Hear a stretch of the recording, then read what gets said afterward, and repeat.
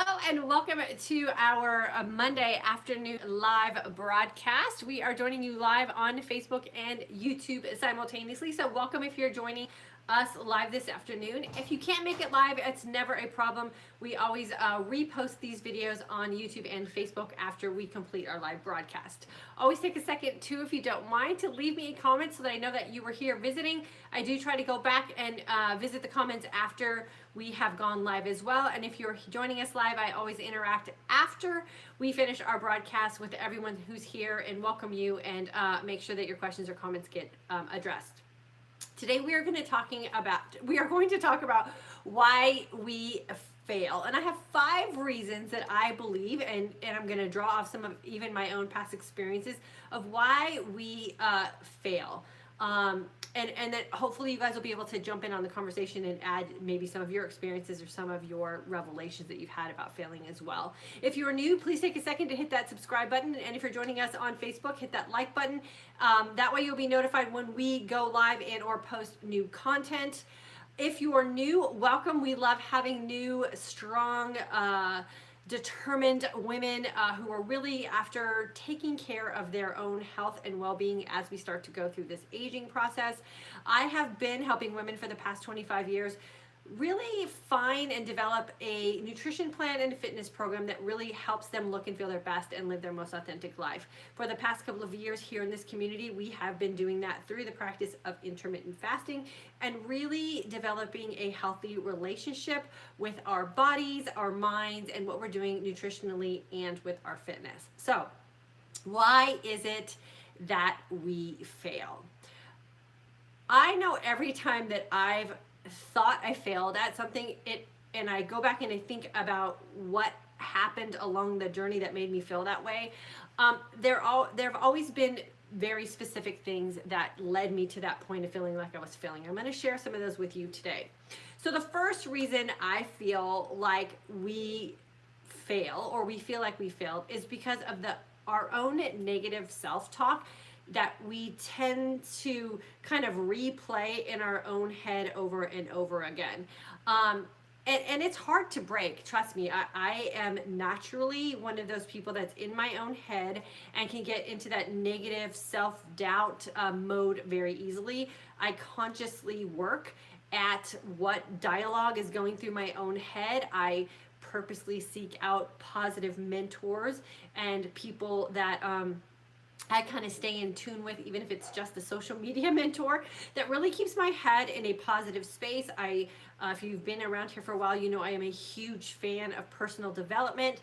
I love reading books that just are motivating and inspiring. And I notice that if I start to get into that negative self-talk mode, it's usually because I've steered away from those things of seeking out my mentors or just connecting with someone who's super positive about what they're doing in their own life, and or I've stopped reading books or listened to some audio like podcasts and types of things. So one of the main reasons we tend to fail at things is because of our own negative self-talk that we have going on, and it's usually kind of in a circular type of conversation in our own head that we really need to be aware of and purposeful about changing.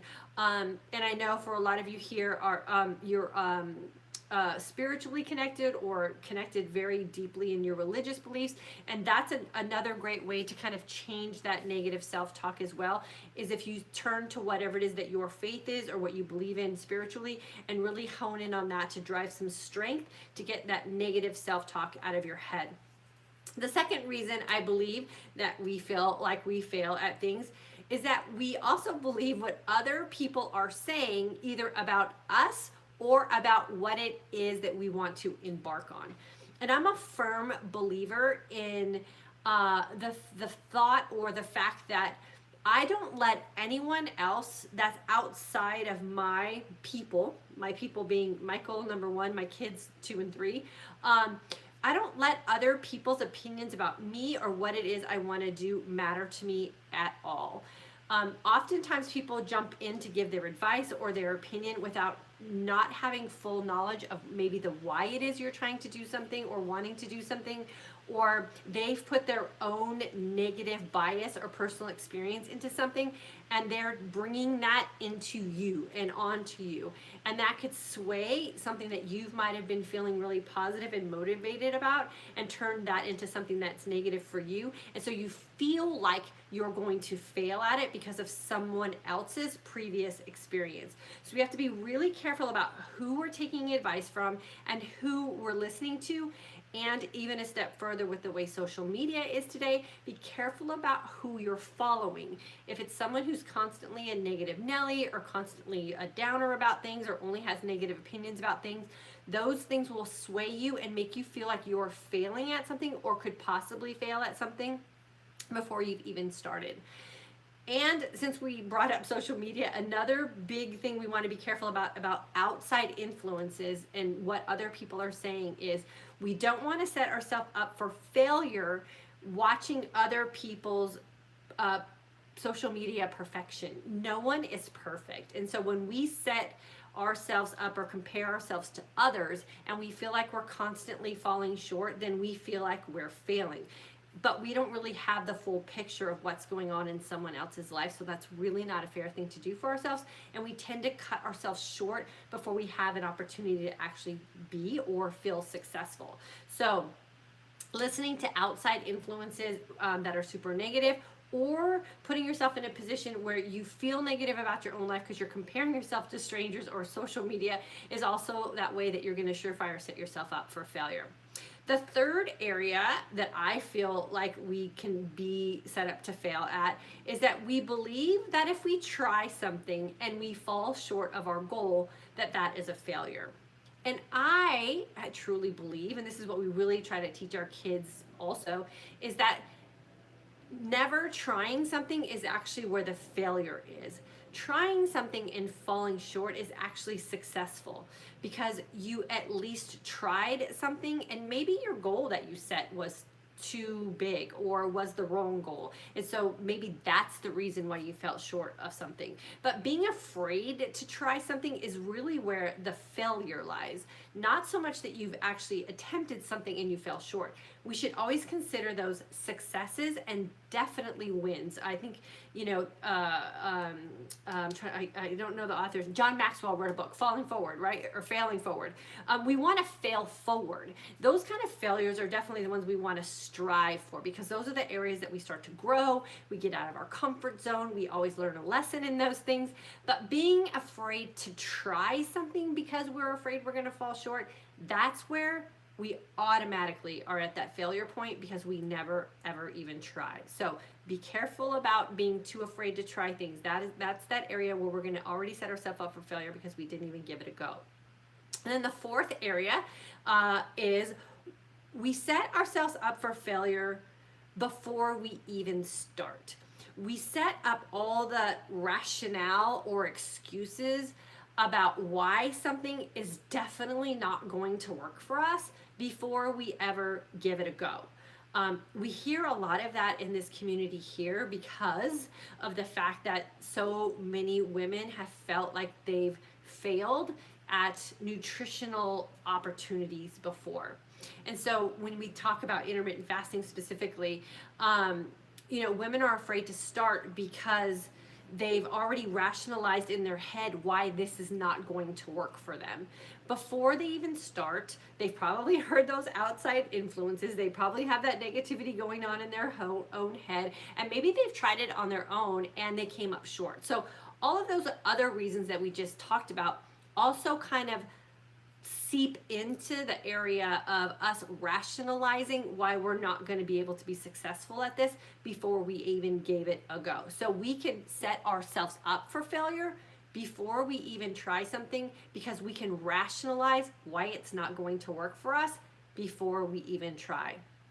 And then the fifth reason why we fail, and a lot of us women here in this community have expressed this being an issue for them, and I know it's been a big issue for me, is that we're carrying around our broken girl baggage. So maybe some things that have happened to us in the past, or maybe some things that we've experienced in the past that we haven't really settled, or we haven't healed ourselves from. And we're dragging that into new situations, which again is just that situation where you're just setting yourself up for failure. And I know for myself, these past 2 or 3 years now, with me being very healed from the inside out in all aspects of my life, have really allowed me the opportunity to stretch farther for what it is I want to have for my life, and some of the goals that I want to have, some things I'm doing with my fitness now, where I am with my fasting. Even the relationships that I have in my life are so much better because there's so much of that broken girl baggage that I've just learned to leave behind and not let that define me as I'm moving forward. So if you find that you're that type of woman who's just feeling like she's failing at everything she's trying to do, I really, really encourage you to think about some of the baggage that maybe you haven't settled in your life yet, and see if you can kind of just get rid of it some way, whether it's through prayer, whether it's through some counseling, whether it's through just making this decision that that's not going to be you anymore. Whatever way works best for you, I highly recommend that you start tapping into that and really finding a way to let go of whatever you were before, and know that you have every opportunity to be something completely different moving forward. And don't let that be that thing that's going to constantly put you in that feeling like you're failing at everything that you do, or maybe feeling like you are just that person that can't be successful. Once I let go of a lot of the things that were really holding me down, and a lot of that baggage that I was just literally dragging with me everywhere I went, it really did open up so much for my life as far as where I felt I could go and the things I was able to accomplish, because I went with an open mind and an open heart, and with a heart of a little bit of grace and empathy and compassion, and that really is such a freeing feeling to be able to do that. So definitely think about some of those things that might be really holding you back, and see if you can figure out a way to let some of those go. So really quickly, I'm going to go over the 5 areas that I believe, and for me have had some personal experience in, and when I've changed the way I've dealt with them, have really been able to allow me to let go of failure feelings and really enter in new situations with optimism and the feeling that if I just set my mind to this, I am going to be successful at it. And the first one is getting rid of negative self-talk in your head. It's something you have to do purposefully. So you have to seek out some ways, if you're a naturally negative person, to keep all that conversation that's going on in your head in a positive tone.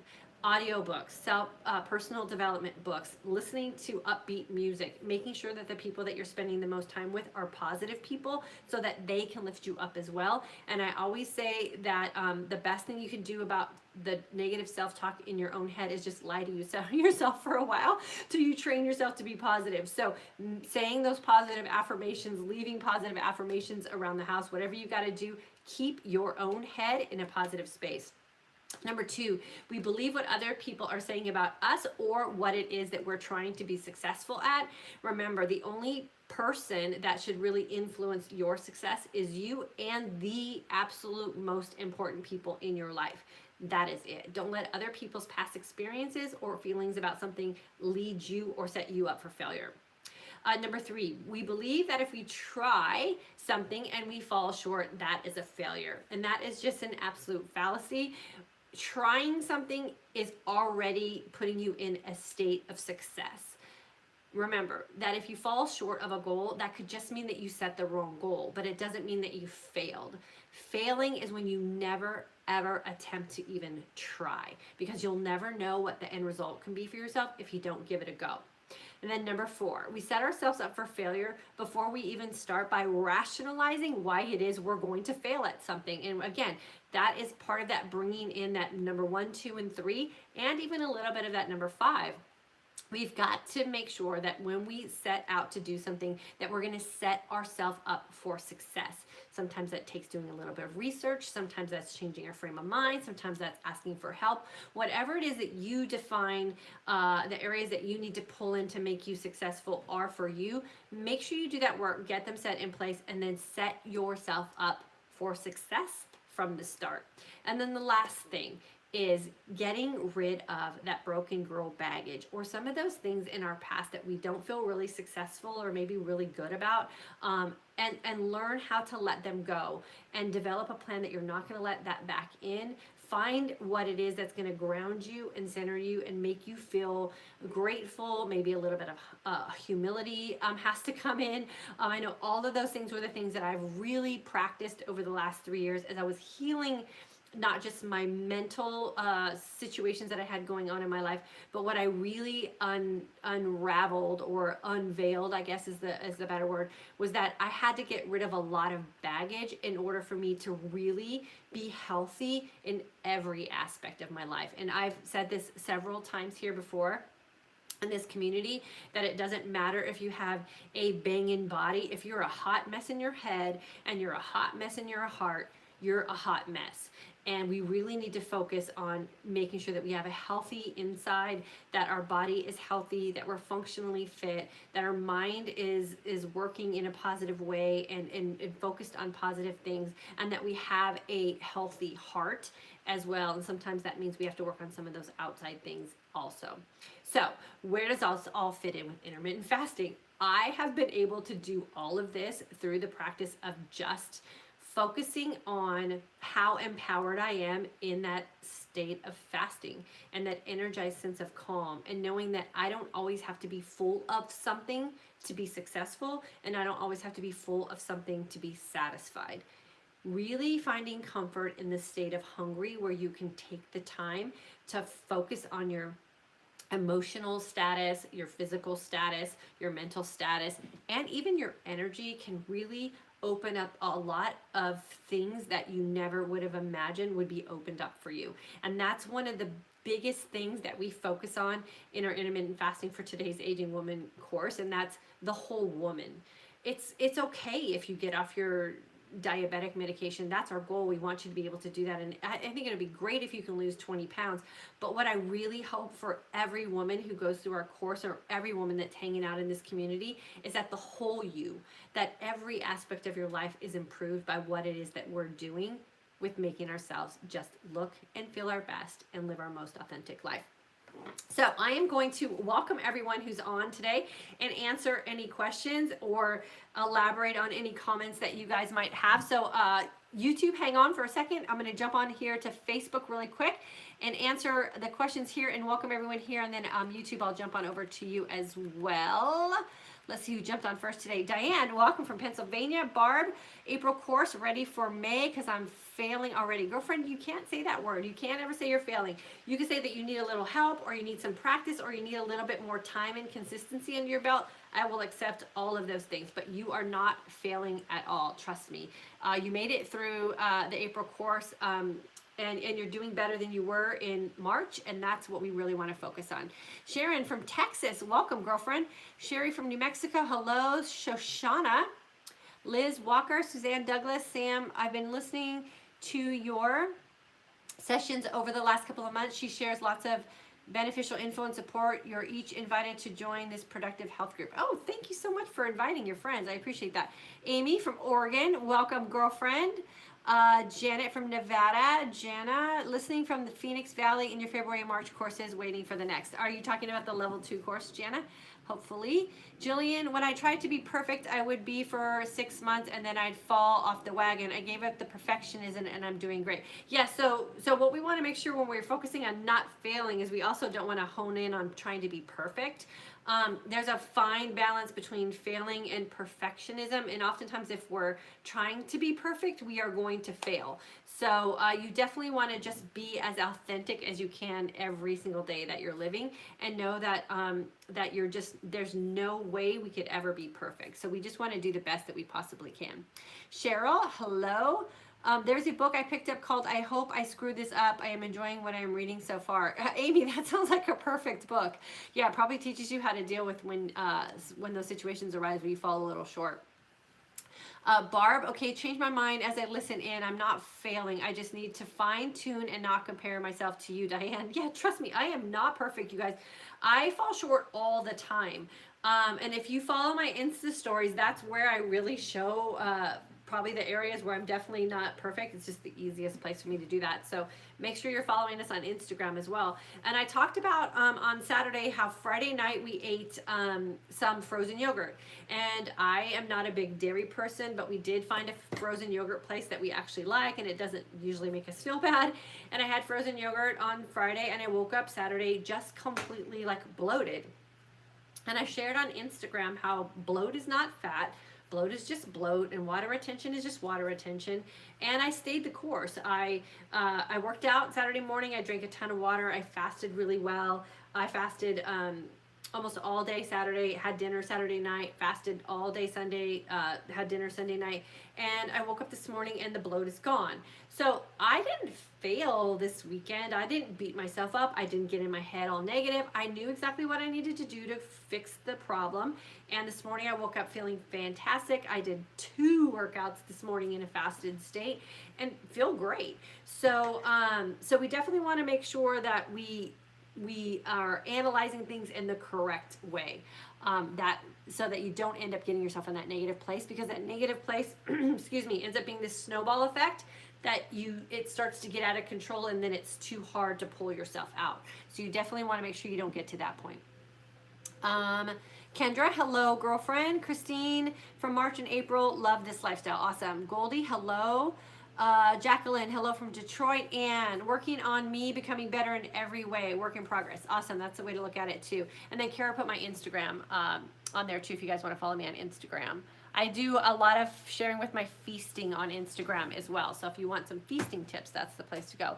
Carla, hello. Susan, thanks so much for all the information for us aging women. I'm 49, live in Spotsylvania, I think it is, Virginia, and love IF because of you. Awesome, Susan, I love it. Debbie, hello girlfriend, good to see you here. You're welcome. And Nello, I think it is. IF actually helping me make better choices. Thanks for everything you post. It really is totally in line with my own journey. Also, if you've inspired me to go for a clean fast, awesome. That's the best. Jet, I think it is. So happy to catch you live. You are so inspiring. 22 p.m. here in Denmark. 22 p.m. That would be 11 o'clock, I think. Is it? No, 10 o'clock. 10 o'clock. Awesome. I used to be really good at military time when I was in the military. Obviously not so much anymore. Janet, great timing for this topic, Diane. I can't wait for the May intro class to start. Yeah, you're going to love it, Janet. I'm 46-year-old woman in the Netherlands in the healing process, almost healed. Awesome. Let us know when you're healed for sure. It's a great feeling. Eugenia, is using aromatherapy allowed during a clean water fast? I think so. I don't know. You'll know if you don't feel fasted. Kim from North Carolina, alumni in February class. Eugenia, love your top, by the way. Oh, thank you. Old Navy. Super fun for the summer and the spring. Debbie, I'm struggling with getting started in my fitness regimen and and sugar. Will the level 2 course help? Yes, totally. It will totally help. Debbie from Georgia.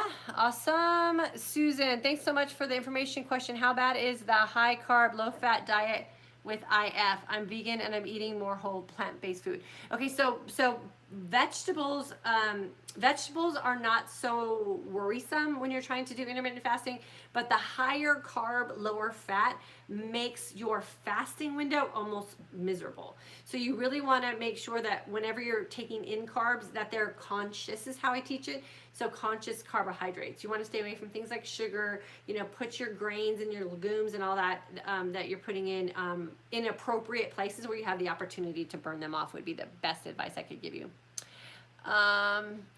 Amy, love your colorful top. Spring is here. April graduate. 9 weeks into my IF. I doubt I could return to the old life. Yeah, you won't, for sure. It's your lifestyle. Lisa from Illinois. Tammy from the April class and having great success spreading the word to all my friends. Awesome, Tammy. I appreciate that. Yeah, you guys always feel free to share these broadcasts or our course information itself with your friends. There is nothing better than having fasting girlfriends to hang out with. It is the absolute the best feeling in the world. Okay, so lots of questions about the level 2 course, and I want to give a little word of caution.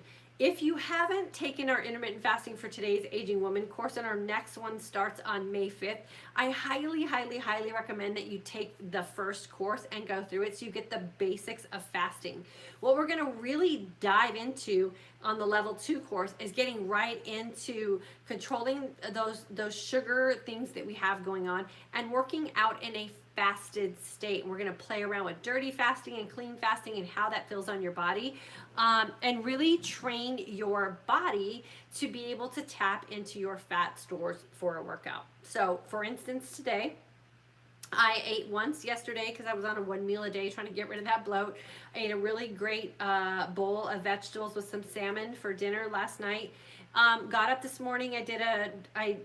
I supplemented my fast by keeping myself in a fat burning state. So very specific things I put into my fast. I worked out for 45 minutes pretty intensely on my Peloton bike.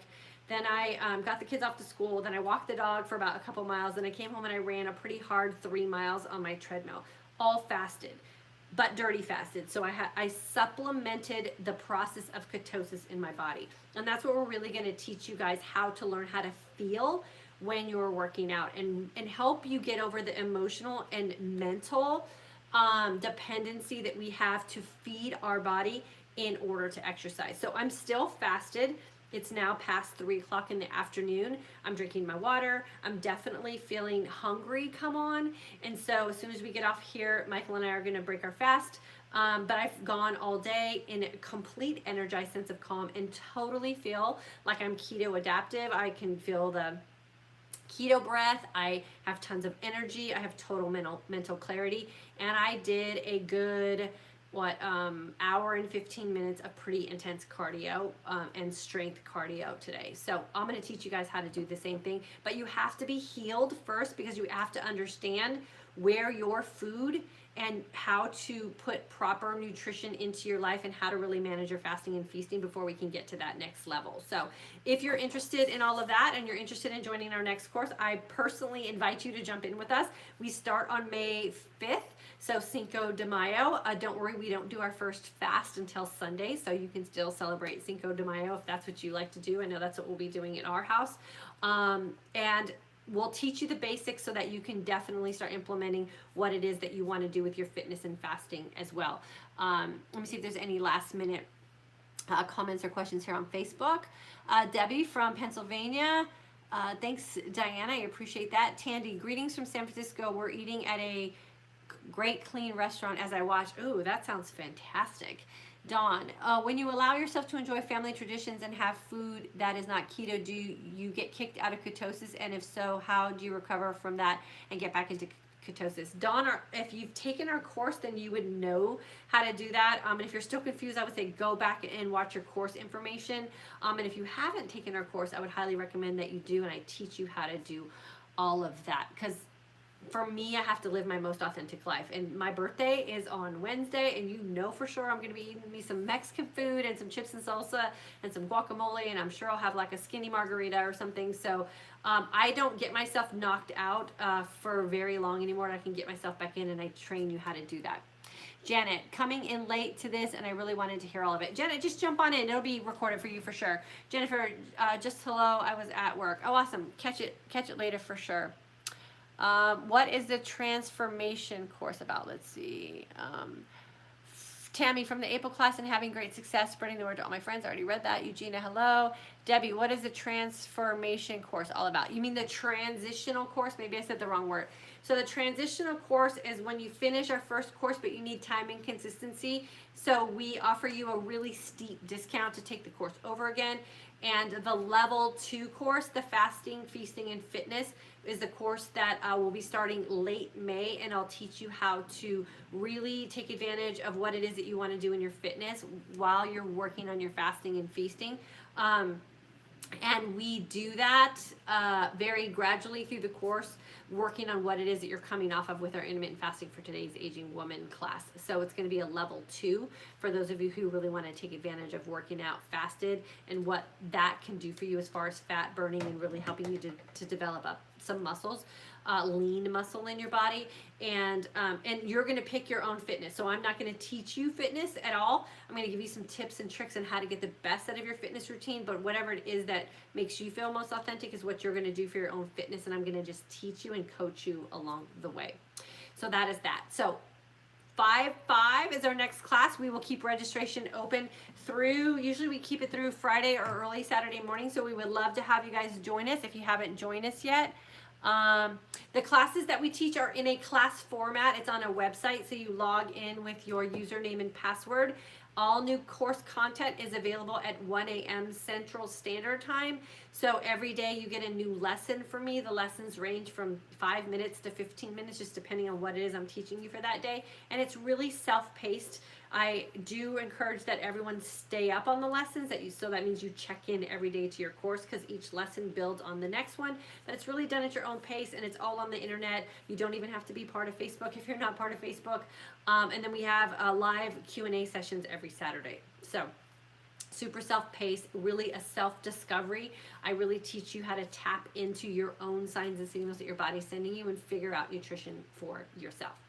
So with that being said, I'm going to sign off for today. Thank you so much for jumping on. If you're feeling like you're failing at something, the best advice I could give you is to change your vocabulary. Think about some of the 5 tips that I talked about today. Get yourself in front of some people who are positive. Get yourself a mentor, even if it's someone that you're kind of stalking online. Keep your head in a positive place. Don't listen to outside negative forces that might be pulling you down. Make sure that if you're setting a goal for something and you fall a little bit short, that the fact that you just attempted something was a success in itself, and that should never be viewed as a failure. Make sure that you're not setting yourself up for failure before you even start. So make sure you have everything in place that you need to ensure that you will be successful at whatever it is that you're striving for. And then last and definitely not least, if you have something from your past that's weighing you down and making you feel like you just don't deserve to find success, or you just don't deserve to have success in your life, then I highly recommend that you do the work on you to make sure that you drop that baggage and clear yourself so that you can have everything in your life that you are supposed to have, that you want to have, and that you can really enjoy everything that you have moving forward without dragging all that stuff from your past along with you. Course registration is open. Like I said, we do a lot of this work in our course as well. I would love to have you join us if you haven't joined us yet. If you're going to be in our transitional course, I'm super excited that you get the time and consistency part of what it is that we're going to be doing. And for those of you who are anxiously awaiting our fasting, feasting, and fitness level 2 course, do not worry. We will make sure that we send you registration information when that is up and available. Okay, I am going to sign off. I'll see you guys on Wednesday. I will go back through and answer any questions that come in on the rebroadcast, and I'll see ya. Have a good day.